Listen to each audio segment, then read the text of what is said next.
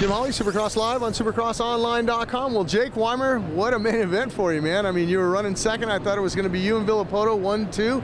Then all of a sudden you feel your old compadre there, Ryan Dungey, behind you, and it gets a little bit physical. It got so physical that he broke off your shifter. Yeah. I ran second for a long time, and, you know, Ryan, RV, was gone, and, you know, Dungey was quite a ways behind me, so I was kind of by myself for a long time, and I think it just maybe kind of gave me an opportunity to overthink a little bit, and just, I don't think I rode real well in the middle of that race. But he got on me, and yeah, I mean, we duked it out for the last whatever it was, and I did my best. Unfortunately, it just wasn't quite enough to hold on to second. But, you know, it was a good night still. Anytime I'm on the podium, especially, you know, this year, is I'm happy for sure. Well, talk a little bit of what's going through your mind after you guys are duking it out there those last couple laps and the shifters broke off, and what gear was it stuck in? First, because those triples are hard to do in first. Well, I'd been doing that back triple in first all night,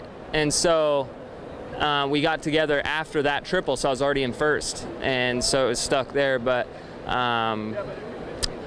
it's, I think maybe just mentally it's a little bit awkward just knowing that you're stuck in first, and you know, then you kind of sometimes wonder if maybe there's some other damage, but luckily it was at the very end, and I could just hold on. And no way you could get your heel kind of back up into it and pop it into second? Did you try that? No, I looked down and I didn't see anything there. There is like a little nub left on there, but I couldn't see it, and that, I mean, that's a little bit, I probably would rather just leave it in first than try and shift with that. So did you know your bike was smoking out there? Because something broke, obviously from the shifter. Maybe the shift shaft going into the motor there had a little crack and you were losing oil.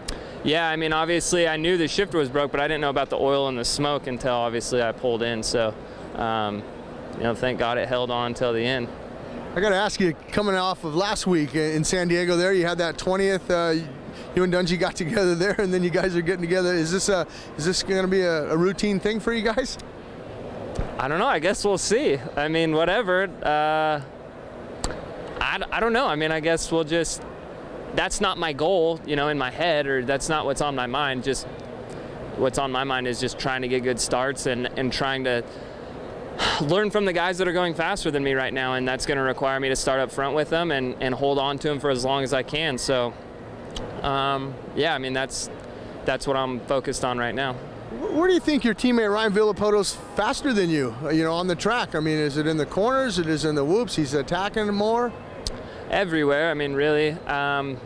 For sure tonight, him and Chad, I mean, Chad was on the gas tonight too. They both, I mean, I was in third right out of the gate, and I mean, I didn't even guarded you. They were gone. There was no way I was holding on to him. So just tonight, I think they just everywhere a little bit better than me. I think some of the corners, I think I was trying to cut down a little too early, and I felt pretty good today, just not quite fast enough. So just keep working at it. All right, you heard it from Jake Weimer, the man who finishes up third. He knows what he's got to work on a little bit.